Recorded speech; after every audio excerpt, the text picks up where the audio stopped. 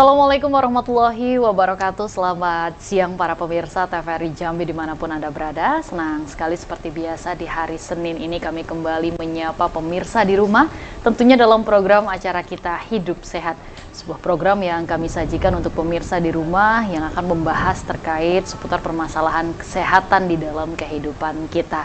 Dan pemirsa di rumah, program Hidup Sehat akan terus menemani Anda sampai dengan pukul 2 nanti, tentunya bersama dengan narasumber kita, seorang dokter spesialis penyakit dalam yang telah kami hadirkan pada siang hari ini berkaitan dengan tema kita, yakni pencegahan penyakit batu empedu. Sudah hadir di studio TVRI Jambi Dr. Afifah Amanatullah, spesialis penyakit dalam. Assalamualaikum dokter. Waalaikumsalam warahmatullahi wabarakatuh. Apa kabar dokter? Alhamdulillah sehat. Sehat ya dokter ya. Baik. Wah.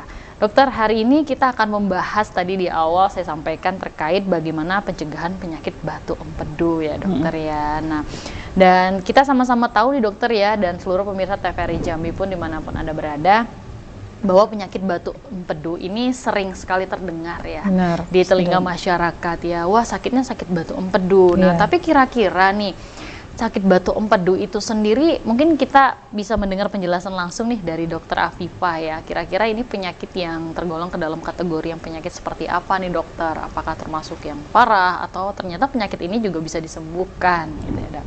Boleh dokter, silakan. Ya, baik, kita mulai ya. Assalamualaikum warahmatullahi wabarakatuh. Waalaikumsalam warahmatullahi wabarakatuh. Baik, kita membahas mengenai penyakit batu empedu. Jadi memang sering sekali ditemukan ya. Kadang-kadang pasien juga langsung bilang saya batu empedu gitu. Jadi kenapa mereka bisa bilang, oh mungkin batu empedu, saya batu empedu gitu. Yang pertama kita tahu dulu batu empedu itu adalah batu di kandung empedu. Nah, kandung empedu itu apa? Kandung empedu itu adalah sebuah kantong, ya, posisinya itu di bagian kanan atas. Mungkin kalau kita mau lihat gambarnya itu di bawah hati posisinya. Hati itu kan organ perut yang bagian kanan. Nah, di bawahnya itu ada kandung empedu. Di situ dia akan menampung cairan empedu. Cairan empedu itu sendiri diproduksi di hati, tapi dia akan ditampung di sana. Dan fungsinya itu adalah untuk memetabolisme lemak, metabolisme kolesterol. Jadi dia membantu kita untuk mencerna makanan yang kita makan. Nah, kenapa bisa terbentuk batu gitu ya? Kadang-kadang kan orang heran juga. Kadang ada yang khawatir juga nih batu empedu ya, gitu benar. Kan. Nah, sebenarnya harusnya tidak ada batu. Tapi batu itu memang bisa terbentuk di mana-mana dalam tubuh kita nih. Baik di empedu, di ginjal yang paling sering mungkin itu yang paling sering kita dengar ya, batu ginjal, batu empedu. Nah, kalau di batu empedu ini, jadi dia itu kalau misalnya terbentuk endapan di kantongnya itu, nah nanti lama-lama dia akan menjadi batu. Batunya itu bisa 1, bisa 2, sampai banyak, bisa sampai penuh kantongnya dengan ukuran yang bervariasi juga. Ada yang kecil, ada yang seperti pasir saja, ada yang besar. Nah, kalau misalnya dia sakit batu empedu, itu sebenarnya bukan penyakit yang penyakit parah gitu, enggak sebenarnya. Dan bahkan sebenarnya batu empedu itu kebanyakan asimptomatis atau tidak bergejala. Oh, gitu. Sebenarnya nggak bergejala seringkali. Jadi orang-orang yang nggak bergejala ini dia bisa bilang dia batu empedu itu biasanya ketemu saat dia check up atau dia sakit yang lain. Misalnya dia ada sakit perut atau sakit ginjal atau USG check up aja gitu. Nah, tahu-tahu pas di USG ada batu ternyata di empedunya. Gitu. Oh gitu, dia tidak ada gejala. Nggak ada gejala. Ya. Tapi menarik nih dokter ya, yang dokter sampaikan bahwa tadi ternyata kalau ada endapan yang terus-menerus di sana itu yang membentuk batu gitu ya dokter. Nah, lantas berarti apa sih yang menjadi sebuah kebiasaan buruk nih dokter ya yang mungkin dilakukan oleh kita ya manusia nih sehingga kok ada endapan-endapan itu nih di dalam tubuh kita nih dokter. Ya, ini berarti berkaitan sama faktor risiko juga ya Mbak Mutia. Jadi kalau misalnya kita ini ada beberapa faktor risiko nih yang dikenal dengan 4F. Nah, 4F itu fat, gemuk. Yang kedua female, perempuan. Kemudian yang ketiga itu 40, usia di atas 40 tahun.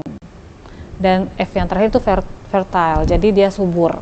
Nah, ini beberapa faktor risiko yang bisa membuat seseorang terkena penyakit batu empedu.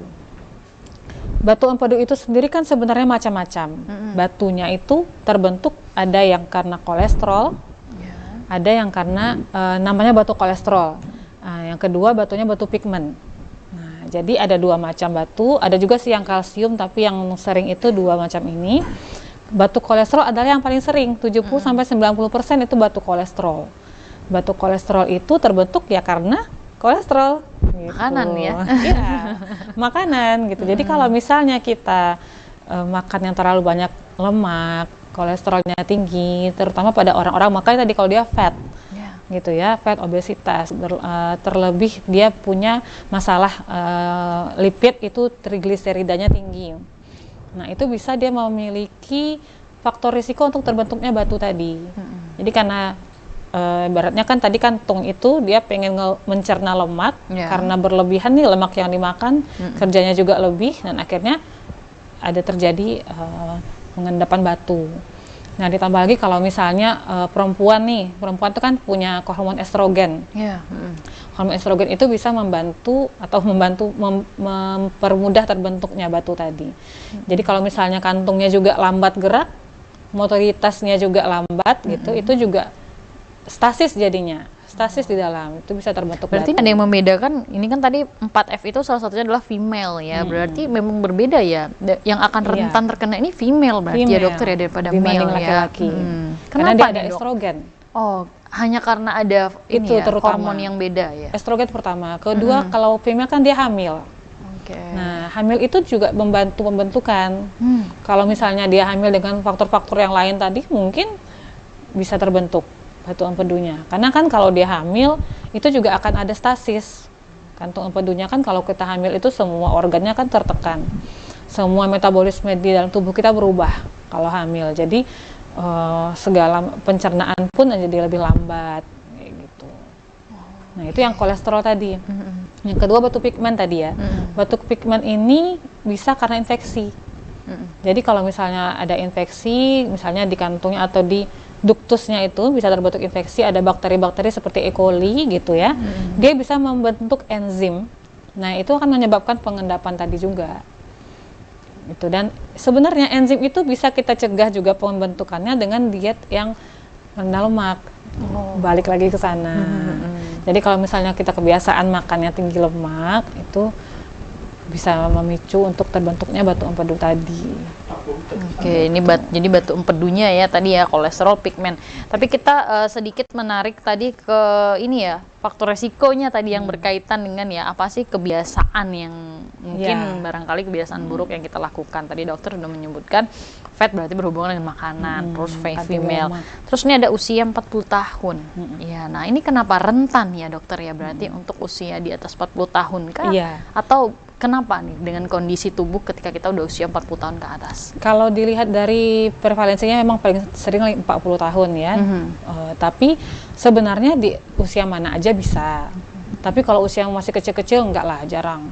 Nah, makin tinggi usia terutama pada wanita itu juga makin meningkat. Gitu. Bahkan kalau di atas 70 atau di atas 50 sampai 70 itu juga bisa meningkat insidennya. Cuman mulai 40 tahun nih yang rentannya.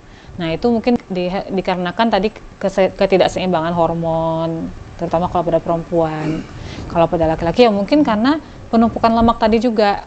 Karena kan usia di atas 40 tahun ini banyak, nggak cuma batu empedu aja sebenarnya yang beresiko. Masalah penyakit jantung pun di atas 40, diabetes pun juga sering di atas 40 mulainya gitu. Jadi memang karena yang paling utama itu tadi dia tinggi lemak.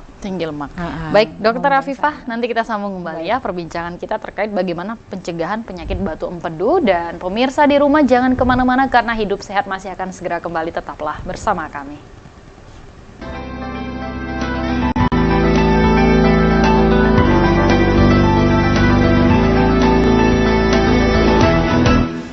Terima kasih pemirsa, Anda masih setia bersama kami dalam Dialog Hidup Sehat. Pada siang hari ini kita masih bersama dengan Dr. Afifah Amatullah, spesialis penyakit dalam, dengan pembahasan kita terkait pencegahan penyakit batu empedu.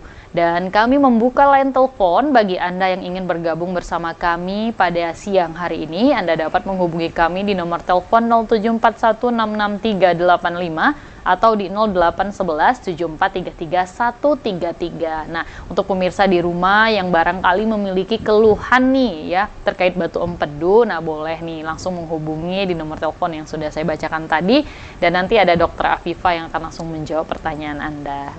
Dokter, menyambung kembali nih dokter ya, terkait bagaimana seharusnya pencegahan terhadap penyakit batu empedu ini sendiri.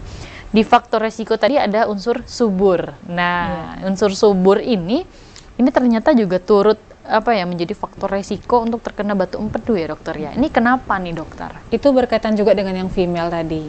Jadi hormon estrogen.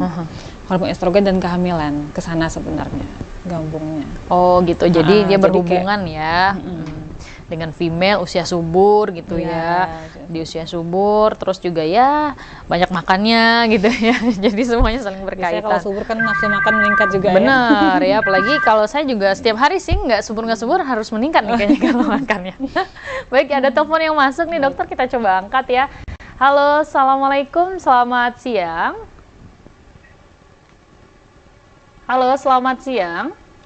Selamat siang juga Mbak Mutia. Iya, dengan siapa di mana? Barangkali kita mendengar suaranya di studio nih kecil sekali ya. Mungkin boleh dibesarkan suaranya?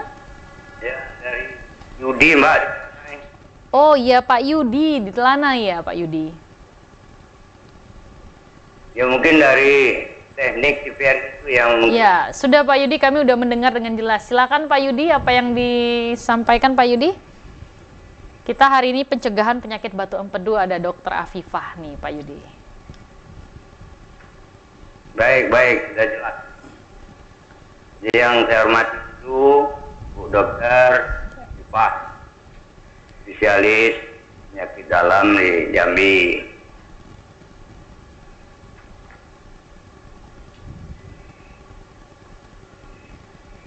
Yang kedua, terima kasih kepada Mbak Mutia yang sudah memberikan ruang kepada saya untuk konsultasi gratis.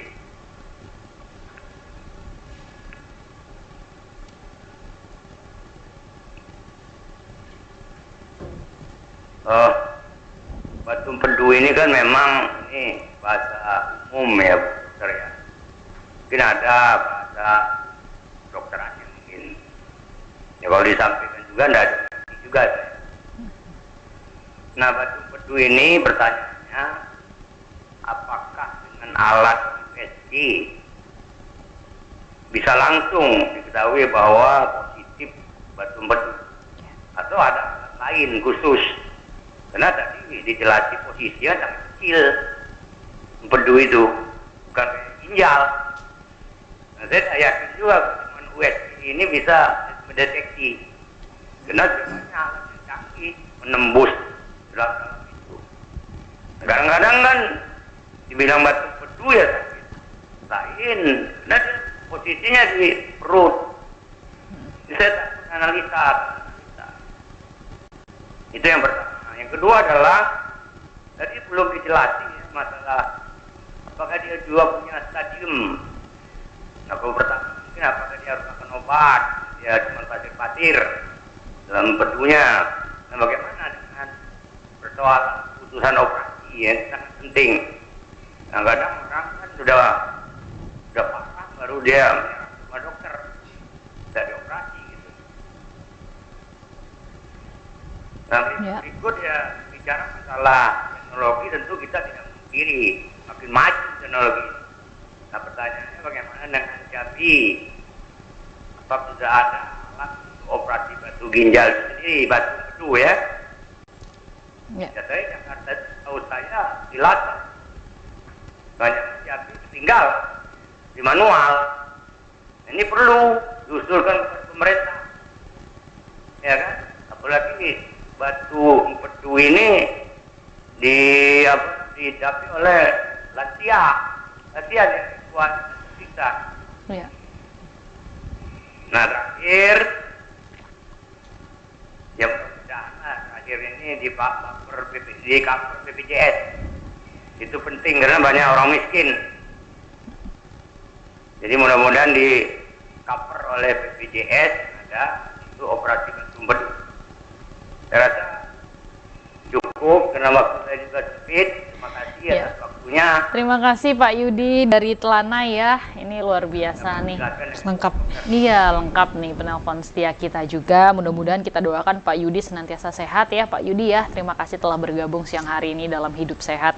Nah, ini yang ditanyakan nih dokter ya. Barangkali memang ini baru nanti akan kita obrolin nih, tapi udah keduluan nih Pak Yudi udah nggak sabaran nih ya menunggu jawabannya. Yang pertama nih, apakah dengan alat USG kita bisa langsung tahu nih kalau misalnya ada batu empedu nih di dalam perut kita gitu ya. Ini boleh dijawab dulu silakan Dok. Ya, terima kasih Pak Yudi ya pertanyaannya. Jadi kalau untuk pemeriksaan memang standarnya untuk memeriksa batu empedu ini USG. Standarnya memang USG. Jadi kalau USG kan ia non invasif. Kita kan kalau mau melakukan pemeriksaan pada penyakit ini sebisanya yang paling bagus tapi paling minimal invasif gitu. Mungkin minimal invasif nih yang minimal apa gimana nih Dok? Maksudnya dia kalau misalnya kita ronsen atau pemeriksaan itu kan ada yang dari luar kayak ronsen, USG, CT scan.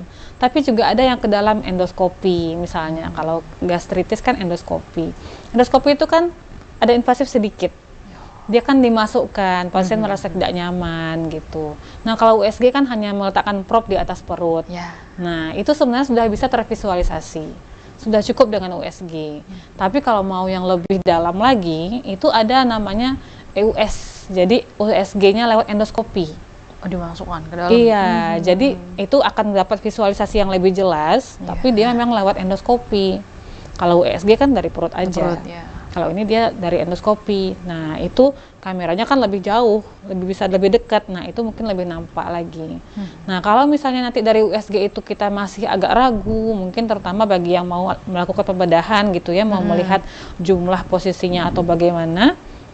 Ada lagi pemeriksaannya sebenarnya IRCP, MRCP namanya. Jadi itu kalau MRCP itu kayak seperti MRI, kalau IRCP itu lewat endoskopi gitu. Jadi pemeriksaan yang lebih lanjutannya yang itu. Kalau MRI ya seperti kita MRI ya, mungkin ada kontras yang dimasukkan, nanti dilihat posisinya. Nah, kalau yang IRCP itu via endoskopik juga. Dan itu kelebihannya dia bisa langsung terapeutik gitu. Dia bisa langsung diambil batunya saat misalnya ketemu, langsung terapeutik kayak gitu saat itu juga. Itu kelebihannya. Tapi kalau untuk diagnosis sebenarnya cukup USG saja. Dengan USG udah ketahuan. Ya itu udah canggihnya lagi ya teknologi. Iya, kalau mau yang lebih lanjut lagi itu. Ya, lebih lanjut tadi. Oke, terkait dengan tadi kesembuhan ya, untuk bagaimana pengobatannya, apakah memang untuk batu empedu ini harus dioperasi Dok gitu. Iya. Jadi sebenarnya kan itu tadi kalau misalnya tadi sudah kita singgung sedikit kalau batu empedu itu kebanyakan asimptomatik. Tapi juga ada yang bergejala.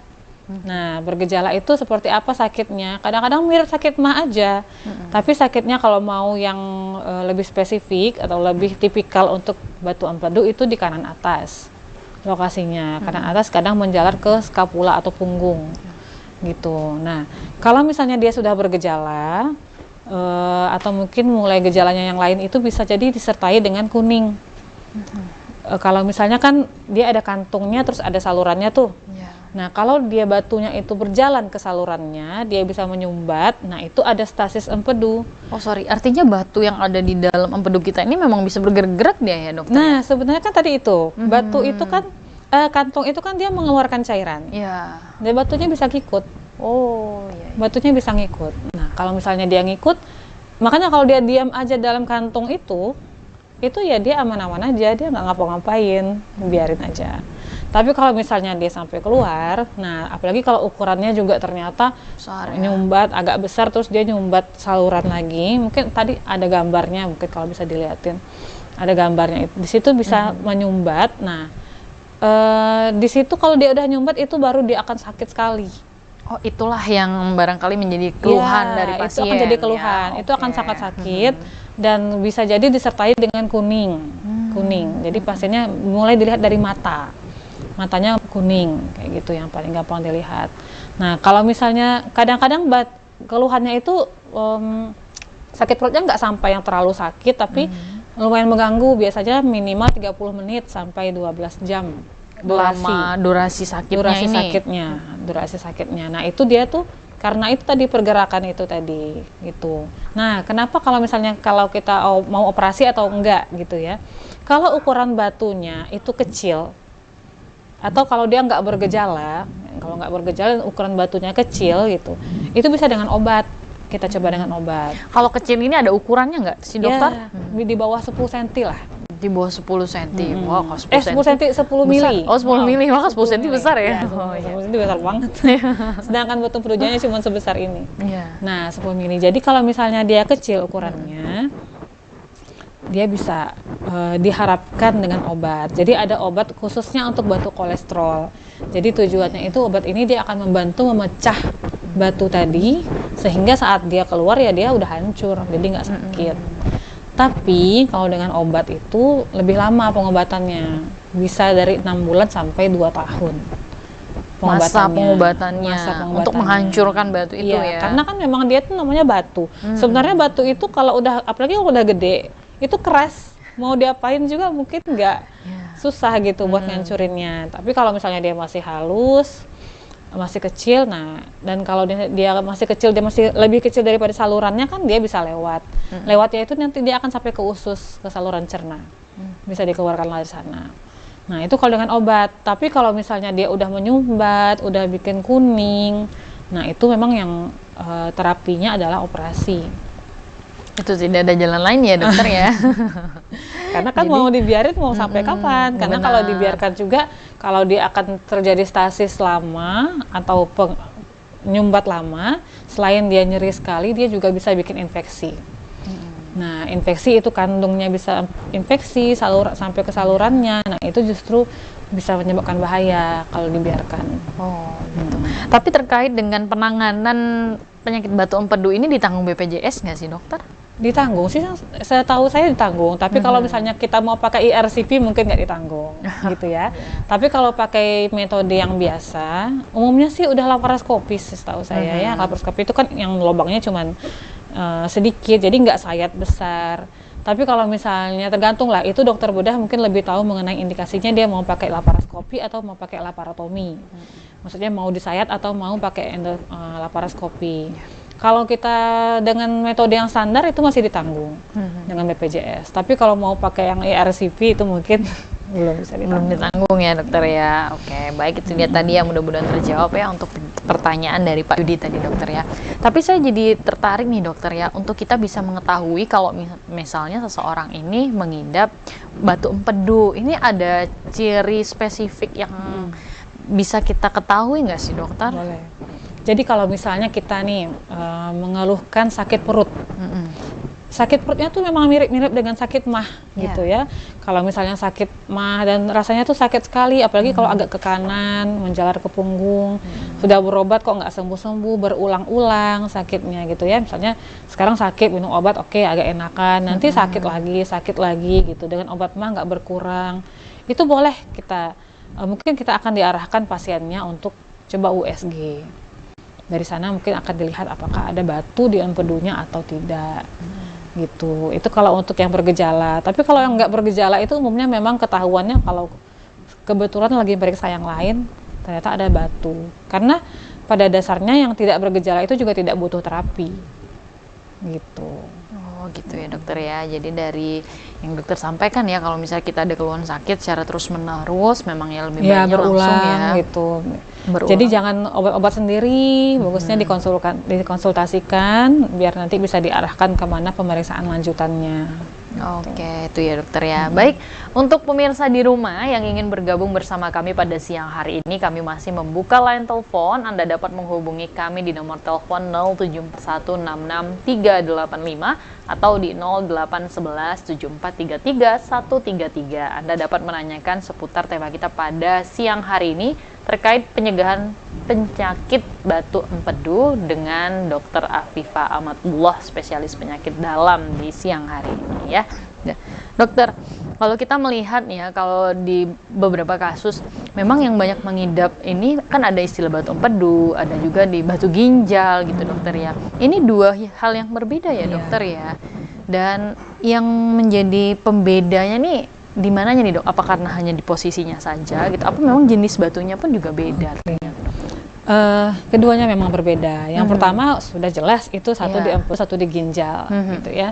Kalau di ginjal itu pun, ginjal itu kan saluran kemih. Memang sepanjang itu sampai dia keluar itu bisa jadi ada batu ginjal. Dan Jadi itu nggak biasanya harus yang di banyak ginjal. terkena laki-laki gitu ya dokter ya. Kalau Ya, banyak. tapi perempuan pun perempuan juga ada. juga demikian ya, Perempuan Dok? juga ada, tapi memang kebanyakan laki-laki. Paling sering laki-laki memang ya. Nah, kalau perbedaannya, kalau batu empedu tadi kolesterol terutama. Kolesterol, kemudian ada yang pigmen karena infeksi, tapi itu lebih jarang. Kalau batu ginjal itu dia paling sering itu kalsium. Kalsium bisa terbentuk, dan faktor risikonya juga bisa infeksi berulang. Jadi kalau misalnya ada kita yang infeksi saluran kencing berulang-ulang, nah itu dia beresiko untuk terbentuk batu. Tapi batu ginjal itu sendiri dibanding batu empedu mungkin lebih lebih istilahnya siapapun bisa kena. Gitu. Dia tidak ada ini ya, mau male atau female, laki-laki perempuan. Iya, mungkin memang punya lebih sering kesempatan ketemu yang laki-laki, ini ya. tapi memang Oke. dia nggak memang ada faktor resikonya, tapi anak-anak pun juga bisa. Kalau batu ginjal itu anak-anak juga bisa, dan itu pun masih idiopatik ibaratnya gitu. Jadi belum ketahuan kalau kenapa bisa gitu, kenapa sporadis dia namanya gitu ya, seperti siapa aja bisa kena. Oke, baik. Dokter Afifah, nanti kita sambung kembali ya dokter ya. Dan pemirsa di rumah tentunya jangan kemana-mana karena Hidup Sehat masih akan segera kembali. Tetaplah bersama kami.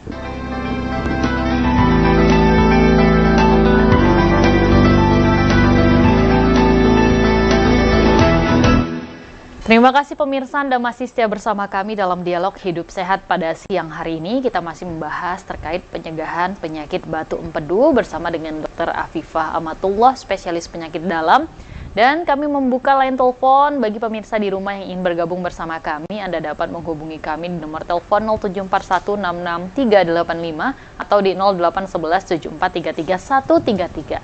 Anda dapat menanyakan seputar permasalahan kesehatan terkait tema kita pada siang hari ini, yakni pencegahan penyakit batu empedu, dan nanti akan langsung dijawab oleh Dr. Afifah. Nah, Dok, kalau kita ngomongin penyakit nih dokter ya, pasti kita juga akan berbicara terkait bagaimana sih pengobatan yang dilakukan nih gitu dokter ya dalam menangani sebuah penyakit gitu kan dok, karena hakikatnya setiap orang pinginnya sehat dan sembuh ya dokter ya. Nah, terkait batu empedu ini sendiri, penanganan pengobatannya seperti apa dokter?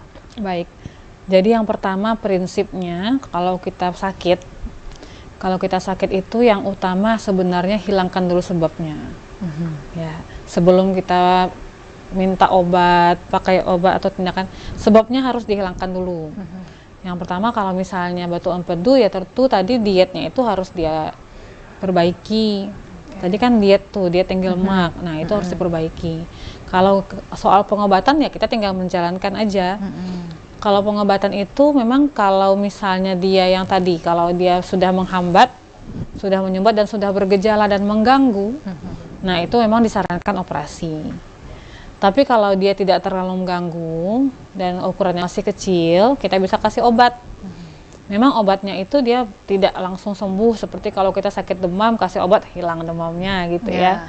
Tapi obatnya itu butuh proses untuk bekerja, karena namanya batu mau dipecah mungkin dia dengan obat lagi bukan dengan palu. Iya, kalau palu bisa masuk palu ya dokter ya. Ya, Mukul, dihancurin aja. mukul batunya. Jadi ini ya. karena dia obat, karena dengan sebuah zat namanya obat kan ada zat aktifnya gitu ya. Nah, dia butuh waktu untuk memecah batu tadi itu. Kalau yang batu kolesterol berarti kita memang harus memecahnya dengan obat itu. Nah, nanti dia akan butuh waktu sekitar 6 bulan sampai 2 tahun kira-kira pengobatannya, lebih kurang segitu. Tapi kalau batunya besar dan dia banyak, mungkin tidak disarankan dengan obat. Gitu, karena mau tunggu sampai kapan batunya banyak terus itu bisa hancur. Biasa gitu ya. di dalam kantong empedu kita itu bisa sampai berapa banyak batu sih dokter? Bisa sampai banyak banget sebenarnya. Kalau misalnya memang terbentuk banyak itu bisa sampai ekstensi batu empedunya. Jadi kan batu empedu sebenarnya kecil. Tapi kalau ada batu, nah kalau emang banyak terbentuk itu bisa banyak sekali, bisa sampai penuh dan membesar batu kantongnya itu. Kalau udah seperti itu mungkin memang sebaiknya dioperasi. Tapi operasinya udah karena udah biasa sih sebenarnya. Dan kalau operasi itu nanti dengan kantongnya juga diambil. Jadi nggak batunya aja yang dikeluarin, kantongnya juga diangkat. Karena kan biar nggak berulang lagi juga. Berarti kantongnya udah diambil nih, berarti gitu dokter ya. Tapi kantong ini kan sebenarnya hanya pengumpul, empedunya nggak hilang. Gitu. Empedu itu kan tadi diproduksi di hati. Kantongnya aja yang diangkat, tapi empedunya masih ada kok. Jadi metabolisme kita tetap akan berjalan seperti biasa. Gitu. Oke, jadi terkait nih pengobatan nih dokter ya tadi ya, memang banyak orang yang menempuh sebelum dia ke medis, dia ke pengobatan tradisional dulu gitu dokter ya, karena memang nenek moyang dulu ya nih tradisional nih pengobatannya nih gitu kan, sebelum dia ke medis. Nah, kalau untuk batu empedu sendiri nih dokter, apakah memang bisa nih dokter ya dilakukan dengan pengobatan tradisional dulu nih dokter, sebelum kadang kan orang nantilah ke medis karena bayangannya takut nih nanti tiba-tiba langsung dioperasi gitu kan. Kalau tradisional mungkin tergantung zatnya ya, tapi sejujurnya saya kalau untuk khusus batu empedu itu nggak tahu zat apa yang bisa, kalau herbal itu apa gitu ya. Tapi prinsipnya gitu tadi, kalau batunya udah besar, obat aja nggak bisa gitu. Biasanya kalau yang tradisional itu, yang membedakannya dengan obat adalah zat aktifnya itu kan lebih kuat kalau obat. Kalau misalnya tradisional itu dia konsentrasinya lebih kecil. Misalnya sama-sama ada zat aktif nih, kalau yang obat ini lebih kuat karena emang udah zat aktifnya yang diambil, tapi kalau yang herbal itu dia masih bercampur dengan zat-zat yang lain. Nah, jadi dia itu sifatnya membantu biasanya kalau yang herbal, kalau atau yang tradisional gitu ya. Kalau obat saja tidak bisa menghancurkan batu itu, nah kemungkinan kecil bisa yang tradisional tadi. Benar. Gitu. Jadi kalau misalnya memang udah sakit, udah berulang, minimal periksa dulu lah biar tahu dulu sakitnya apa gitu kan. Jangan sampai nanti udah komplikasi, udah lebih susah. Karena kan kalau misalnya komplikasi infeksi itu operasinya lebih sulit dan sudah bisa terganggu juga masalah-masalah yang lain lah pasiennya gitu. Oke, jadi memang kalau misalnya sudah ada gejala rasa-rasanya yang tidak enak di badan kita nih memang harus disegerakan ya dokter ya. Kita konsul lah ke dokter gitu ya dokter ya. Memang terdiagnosis dulu tuh sakitnya apa gitu kan. Siapa tahu ternyata emang cuma gastritis aja. Gitu. Oke, itu ya dokter ya. Nah, dok, ini tadi menarik juga nih dokter ya, bahwa salah satu yang menjadi sebuah kebiasaan ini adalah fat nih tadi ya dokter ya. Fat ini kan kegemukan. Nah, sekarang juga banyak fenomena orang yang melakukan diet nih dokter ya. Nah, kadang dietnya ini justru salah sehingga menimbulkan sebuah penyakit. Nah, ada yang tadi diet yang tinggi lemak dan lain sebagainya. Ada juga yang saya pernah dengar makan diet tapi konsumsinya adalah santan-santan terus gitu. Ada juga dokter. Dan itu di sekeliling saya ada juga yang mempraktikkan itu gitu dokter. Nah, kalau untuk kebiasaan yang seperti ini seharusnya bagaimana nih dokter? Ya, mungkin karena kita pengen hasil instan ya, kebanyakan manusia kan kayak gitu. Tapi sebaiknya kalau kita mau diet, pilihlah cara yang memang sesuai dengan saran yang disarankan oleh kesehatan gitu. Jangan yang cari cara instan, tahu-tahu nanti misalnya gini kan, kalau instan itu dia berat badannya turunnya cepat, dia kan kadangnya maunya angkanya nih. Ya benar. Pokoknya sebulan turun berapa kilo kayak gitu. Akhirnya karena kondisi yang seperti itu, tubuhnya tuh nggak siap. Tubuhnya nggak siap, kelihatan dari luar dia seperti kurus, tapi sebenarnya dalamnya nggak sehat. Gitu, tapi nggak sehat. Nggak cuman kalau orang-orang mungkin udah tahu ya, misalnya oh itu bukan lemak yang turun, ototnya yang turun, itu udah sering ya, orang-orang udah mulai paham lah kalau itu masa otot bukan masa lemak. Nah, bukan cuma masa otot sama masa lemak aja nih, dalam tubuh organ-organ kita juga kerjanya jadi tiba-tiba berubah, metabolismenya itu berubah dengan drastis dan akhirnya mengganggu proses pencernaan tadi itu. Kalau khususnya ke batu empedu juga gitu. Yang tadinya dia motilitasnya baik, mungkin meskipun ada batu, motilitasnya masih baik, sekarang nggak jadi terganggu nih gara-gara diet yang tiba-tiba tadi. Nah, itu sebenarnya bisa juga sih saat orang diet itu, kalau misalnya memang dia beresiko untuk batu empedu, itu bisa dikasih pencegahan dengan obat tadi. Nah, tapi itu harus dikonsultasikan lagi ya sama dokternya, nggak bisa kita ambil sendiri. Nah, itu makanya kalau diet itu harus hati-hati. Mau diet menurunkan berat badan, tahu-tahu malah empedu ya. Batu empedu gitu. Yang muncul kan ya dokter ya. Ini kan jadi beresiko sekali ya dokter ya. Iya, jadi kalau sampai dietnya pakai santan itu bahaya sekali sebenarnya. Karena santan itu kan bukan lemak yang sehat. Lemak itu kan ada yang jenuh, ada yang tidak jenuh. Nah, kalau yang unsaturated fat itu dia nggak sehat itu yang bikin kolesterol. gitu. Dia akan membuat penumpukan kolesterol jadi plak-plak di pembuluh darah, dari sana sumbernya. Oke. Nah, ini juga berkaitan dokter ya dengan intinya pencegahan makanan ya, atau ya filter makanan yang harus kita lakukan. Karena kan segala sesuatu ini nampaknya muaranya adalah makanan nih dokter, Iya, yang betul harus menjadi sekali. tanda tanya, karena itu yang langsung masuk ke dalam tubuh kita. Kalau kita melihat nih, tadi ada jenis batunya, batu empedu kolesterol. Nah, berarti ini apa sih makanan-makanan yang seharusnya kita waspadai nih dokter ya? Bukan berarti kita tidak boleh memakannya, tapi kita Ya. waspadai nih untuk tidak Dibatasi. dikonsumsi secara berlebihan. terus-menerus ya. Nah, itu apa dok? Yang secara umumnya tentu makanan yang mengandung kolesterol. Kolesterolnya terutama kolesterol jahat atau lemak jahat gitu ya. Nah, itu lemak-lemak yang misalnya makanannya digoreng-goreng, terutama fast food. Fast food itu kan kalau yang kayak fried chicken gitu kan dia gorengnya deep fried ya. Benar. Deep fried, kentang-kentang misalnya gitu kan deep fried. Jadi lemak minyaknya itu benar-benar masuk ke dalam, itu minyak semua isinya. Yeah. Nah, itu nggak bagus kolesterolnya, kolesterol jahat. Digoreng, apalagi yang kalau digoreng berulang kali sampai minyaknya hitam. Nah, itu jadi kalau misalnya mau beli gorengan harus coba lihat deh minyaknya hitam. Kalau hitam nggak usah gitu ya. Gitu ya. Nah, itu kalau yang goreng-goreng. Terus yang santan juga sih sebenarnya yang agak nggak terlalu sehat ya, tapi dibanding goreng lebih parah yang gorengan. Kemudian kalau misalnya yang mentega. Nah, jadi kalau misalnya kita mau goreng makanan, pengennya gorengan juga nih gitu ya di rumah. Ya pilih yang minyaknya itu yang lebih sehat. Misalnya minyak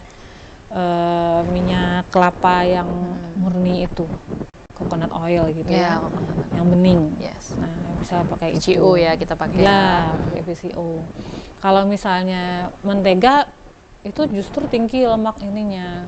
Mentega, karena kan nih kalau di Margarin, anak-anak nih mentega. kita kan sering konsumsi nih, misalnya karena pakai minyak, minyak itu lemak jenuhnya banyak, jadi kita alihin nih ke mentega. Kalau anak-anak beda. Oh gitu. Anak-anak itu kita nggak batasin itu. Jadi kalau misalnya anak-anak itu dia, apalagi kalau dia masih MPASI gitu ya, itu justru dia biar aja dia makan lemak-lemak itu nggak terlalu dibatasin karena dia perlu itu untuk pertumbuhan dia gitu. Tapi kalau udah besar ini, udah dewasa, nah itu jangan lagi, harus dibatasi. Apalagi kalau misalnya dia itu punya keturunan obesitas. Nah, itu mungkin pembatasannya lebih kecil lagi. Kalau misalnya anaknya, kan sekarang anak-anak yang obesitas juga banyak. Nah, itu banyak tuh penyakitnya. Kasihan anak itu dari kecil dia udah numpuk penyakit-penyakit gitu kan. Nah, itu berarti dia mungkin harus dibatasin. Tapi kalau masih bayi, balita gitu nggak apa-apa. Nggak apa-apa dia makan. Justru balita silahkan makan apa aja gitu ya dokter ya. Kalau yang lemak itu nggak usah dibatasin karena lagi masa pertumbuhan gitu, dia masih perlu. Tapi kalau orang dewasa harus dibatasi. Rentan usia berapa sih dokter kita sudah harus memfilter nih ya pembatasan makanan ini? Karena kan biasanya semua itu kan baru muncul udah usia 40 ke atas baru muncul penyakitnya. Sementara 40 ke bawah kita umurnya masih abai, masih bisa nih, masih sehat, masih muda nih gitu. Lihat dulu faktor risiko. Nah, dia punya keturunan nggak? Nah, kalau misalnya dia, apalagi kalau dia diabetes gitu ya, keturunan misalnya hipertensi, diabetes, kolesterol, sakit jantung, itu yang harus dilihat. Tapi kalau batu empedu nggak terlalu, gitu. Kalau batu empedu ini faktor genetik ada, tapi itu yang poin terakhir, lebih terutama ke diet. Kalau batu empedu. Nah, kalau untuk pembatasan tadi itu ya lihat tadi faktor risiko. Kalau dia punya faktor risiko, dia kemungkinan misalnya nih kita mau kena diabetes gitu ya. Ya mau nauzubillah ya. Dia mau punya keturunan diabetes. Orang tuanya diabetes, apalagi kalau ibu bapak gitu ya. Satu diabetes, satu hipertensi misalnya kayak gitu. Nah, dia berarti punya resiko tinggi. Berkali lipat lebih tinggi daripada orang pada umumnya yang tidak punya faktor keturunan. Berarti dia harus lebih awal membatasi dietnya itu. Kalau bisa dari kecil. Maksudnya dari mulai dia menginjak usia adolescence lah. Kayak gitu. Kalau dia masih pertumbuhan ya mungkin nggak terlalu dibatasin, kecuali dia emang posturnya udah obes. Kan ada tuh anak-anak yang udah obes dari kecil. Nah, itu emang harus dibatasi. Tapi kalau dia masih sehat, ya kayak tadi Mbak bilang masih abai lah, karena gue sehat-sehat aja kok gitu ya. Tapi kalau dia punya faktor resiko, biasakanlah hidup sehat dari kecil. Dari masih muda. itu Karena menjadi tolok ukur pertama yang harus kita lihat yang sangat sulit. Karena hidup sehat itu bukan cuma diet. Benar. olahraga. Kebiasaan itu namanya sedentary lifestyle, kayak kita Oke. sekarang mau pesan makan tinggal GoFood. GoFood. Ya kan, mau kemana-mana telepon Gojek udah datang, Iya. kita tinggal jalan kurang. Memang zaman gitu serba kan. instan lah pokoknya ya dokter ya. Mau kerja aja sekarang tinggal gitu. Iya. Jadi aktivitas fisik itu sangat kurang. Nah, itu kalau pada orang-orang yang berisiko, itu dia sangat rentan nanti saat usia 40 ke atas muncul semua penyakit-penyakitnya itu. Oke, dokter nanti kita akan menyambung kembali ya dokter ya terkait bagaimana sih seharusnya pencegahan penyakit batu empedu ini sendiri. Dan pemirsa di rumah jangan kemana-mana karena Hidup Sehat masih akan segera kembali, tetaplah bersama kami.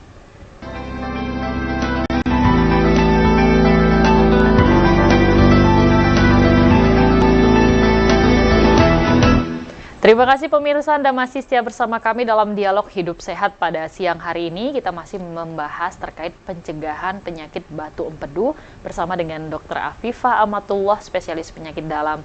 Dan tentunya bagi Anda yang ingin bergabung bersama kami, Anda dapat menghubungi kami di nomor telepon 0741663385 atau di 0811743333. Nah dokter, ini menyambung tadi dokter ya terkait bagaimana sih pencegahan yang seharusnya kita lakukan gitu dokter ya. Karena kalau tadi yang udah dokter singgung, zaman sekarang semua serba mudah. Mau makan tinggal klik nyampe di depan rumah gitu ya. Mau kerja aja kita hanya tinggal duduk gitu kan. Semua jejaring semua pokoknya. Betul yang melakukan kegiatannya. Nah, lantas ternyata kebiasaan habit ini yang justru membuat kita Ada menjadi efeknya. tidak sehat nih dokter ya. Nah, ini harusnya pencegahan yang dilakukan nih seperti apa sih dokter, lifestyle yang kita Lifestyle-nya. terapkan? Nah, tentunya lifestyle ini kalau kita terapkan bukan hanya batu empedu yang menjauh, Benar. ya, tapi seluruh kesehatan kita secara general itu akan membaik. Yang pertama memang asupan makan. Asupan makan itu kurangilah makanan yang berlemak tinggi. Makanan berlemak tinggi itu ya boleh lah kalau kita mau buat nafsu makan, karena yang berlemak-lemak itu emang enak ya. gitu dokter ya. Memang memancing Bener. selera. Apalagi gitu. kalau lebaran, kalau nggak ada tuh kurang ya dokter Benar. ya, benar. Nah, tapi memang kenali faktor resiko kita. Kembali lagi seperti tadi, kalau kita punya faktor resiko berarti kita harus lebih berhati-hati. Itu yang pertama, kenali faktor resiko kita. Yang kedua, mau kita beresiko mau enggak, memang kita harus dietnya diusahakan sesehat mungkin lah gitu. Kalau mau yang berlemak itu jangan berlemak terus yang dimakan gitu kan, apalagi kalau dia beresiko. Kurangin lemak-lemak yang tadi yang tidak sehat. Sebenarnya lemak ini dibutuhkan oleh tubuh kita, tapi pilihlah kalau memang untuk tujuannya memenuhi asupan lemak kita, pilih yang sehat, seperti lemak dari alpukat, dari ikan. Ikannya terutama ikan salmon gitu ya, atau yang omega 3 kayak gitu. Kalau mau beli telur, mau pilih yang omega 3 boleh gitu. Karena kuning telur itu kan ada kolesterolnya. Ya. Nah, kalau seafood, nah itu jangan terlalu sering seafood terus dimakan Iya, gitu ya. oke. Karena seafood itu tinggi kolesterol, udang itu tinggi kolesterolnya. Jadi jangan divariasikan menu makanannya. Terus olahannya pilih yang sehat. Iya. Jangan yang goreng-goreng terus atau gulai-gulai terus, tapi memang divariasikan, misalnya ada yang dikukus gitu ya atau direbus. Kalau mau goreng mungkin kurangi minyaknya, pilih minyaknya yang sehat gitu. Jajan-jajan kurangi fast food. Kurangi makanan yang berpenyedap atau yang berpengawet. Itu juga lemaknya tinggi dan garamnya juga tinggi. Dan yang paling ditingkatkan itu asupan buah, sayur, dan air putih. Nah, karena buah, sayur, serat itu dia akan menyerap lemak. Oke. Dan kalau kita mau makan serat, nah itu harus diimbangi dengan air putih yang cukup supaya nggak sembelit. Gitu. Jadi kalau makan serat biar BAB-nya lancar, tapi kalau dia nggak minum malah sembelit. Oh, jadi Gitu. harus imbang tetap ya Harus dokter diimbangi ya. dengan air putih yang cukup gitu. Jadi itu ya dokter ya, tapi memang yang banyak dilarang nih yang enak-enak itu ya dokter ya. Jadi agak berat payah ya menerapkannya ya makanya dokter emang ya. kita harus tujuannya yang sehat ya, halal Iya. dan thayyib gitu Iya. ya. Bukan yang memenuhi hawa nafsu kita aja mungkin. Kayak gitu. Berarti emang benar ya, kalau zaman dulu kan makanan tuh banyak dikukus, direbus gitu ya. Makanya Dulu kan makanan berpengawet, yang fast food kan masih kan sedikit. tidak ada ya. Jadi makanya sering kenapa orang zaman dulu lebih lama ya sehat-sehat gitu ya dokter ya. Penyakitnya lebih bervariasi kalau sekarang. Nah, kalau untuk batu empedu ini sendiri, tapi dokter ketika seseorang sudah terkena nih, misalnya dia dioperasi, memungkinkan nggak sih dia bisa balik lagi kena gitu dokter? Atau memang udah kalau setiap kita hanya bisa sekali kena gitu? Ya, baik. Jadi kalau misalnya batu empedu itu kan kalau operasi kantongnya diambil, ya kantongnya diambil. Nah batu empedunya kan numpuk di situ tuh. Seharusnya dengan diambilnya batu empedu itu kemungkinan dia untuk kambuh lagi hilang. Nah tapi pada beberapa kasus kecil yang sedikit jumlahnya bisa terbentuk di salurannya itu batunya, bisa terutama kalau kena infeksi gitu. Jadi tapi kalau misalnya berarti yang kondisi khusus sekali lah yang sampai bisa tumbuh di situ, berarti kemungkinan dia untuk bikin batu empedu emang tinggi sekali orang ini gitu ya. Tapi seharusnya kalau udah diangkat kantongnya ya udahlah. Paling kalau yang dikhawatirkan itu mungkin penyakit-penyakit yang lain, penyempitan yang lain di saluran empedu tadi. Gitu. Kalau dokter sendiri nih, pengalamannya dari dokter sendiri ya sejauh ini menangani pasien-pasien yang khususnya nih terkena batu empedu nih ya. Kalau untuk rata-rata yang terkena itu di Kota Jambi ini bagaimana dokter banyaknya? Di Jambi ini lumayan banyak sih, lumayan banyak dokter ya. Lumayan banyak. Jadi ada yang sering ada yang memang dia punya batu empedu, ada yang ada riwayat juga gitu ya. Tapi ada juga yang dia waktu berobat sama saya dia udah nggak batu empedu. Jadi ceritanya dia minum obat nih, terus batu empedunya hilang. Ada juga yang seperti itu. Tapi lumayan sering sih saya ketemunya di Jambi ini. Berarti mungkin asupan makanan masih. Berarti asupan makanan masih banyak yang abai juga nih dokter ya, terkait bagaimana sih seharusnya kesehatan di dalam tubuh kita ya dokter ya. Nah, dok, kalau misalnya nih tadi konsumsi makanan nih olahraga gitu juga itu kan adalah hal-hal yang sangat penting nih dokter ya. Nah seperti tadi konsumsi makanan yang rendah lemak tadi ya dokter ya, ataupun ada yang lemak baik nih seperti ternyata kayak alpukat, kemudian juga ikan-ikan gitu dokter ya. Nah itu adalah konsumsi lemak yang baik. Nah lantas nih dokter, kalau misalnya kita nih kan sering juga kebiasaan kita habis makan berlemak nih, terus tiba-tiba nanti mau makan beli nanas lah biar nanti lemak-lemaknya rontok gitu dokter ya. Sebenarnya itu tuh bener nggak sih dok gitu, kalau di dalam tubuh kita akan langsung nih lemaknya hilang kalau kita konsumsi buah-buah yang itu gitu? Mungkin sebagian ya, sebagian benar. Karena tadi kan saya juga bilang kita makan salad itu bisa menyerap lemak. Jadi memang kalau misalnya kita, tapi bukan berarti dengan kita makan buah yang banyak itu jadi pembenaran buat kita konsumsi lemak yang banyak juga. Karena kan dia metabolisme nih. Kita udah makan lemak yang nggak sehat, dia udah di metabolisme dalam tubuh kita nih, gitu kan. Nanti baru kita makan buahnya. Nah, jadi kan metabolismenya di waktu yang berbeda. Lemaknya udah di metabolisme duluan gitu kan, udah terjadi dulu penyerapan, jadi nggak bisa seperti itu juga dianggap, nanti jadi pembenaran takutnya gitu ya. Oh ya, perlu ini juga kadang-kadang sakitnya batu empedu itu dipicu oleh kita makan makanan tinggi lemak. Jadi kalau kita habis makan makanan yang tinggi lemak itu terasa sakitnya, koliknya itu. Oke, baik. Dokter, tentunya waktu juga nih yang harus membatasi pertemuan kita di siang hari ini, dan kami mengucapkan terima kasih nih untuk dokter yang sudah mau berbagi ilmunya kepada kita semua, seluruh pemirsa TVRI Jambi dimanapun berada. Semoga kita semua bisa terus menerapkan gaya hidup sehat yang baik, karena itu yang terpenting ya dokter ya. Bagaimana menerapkan pola hidup sehat, hanya sekadar tahu tidak cukup kalau tidak dipraktikkan. Nah dokter, terima kasih atas waktu dan ilmu yang diberikan, dan semoga lain waktu kita bisa berjumpa kembali di Hidup Sehat. Dan pemirsa di rumah, demikianlah program Hidup Sehat pada siang hari ini. Semoga kita semua bisa menjadi manusia-manusia yang sehat nih dokter ya, dan terus menerapkan pola hidup sehat di dalam kehidupan kita. Sampai jumpa, wassalamualaikum warahmatullahi wabarakatuh.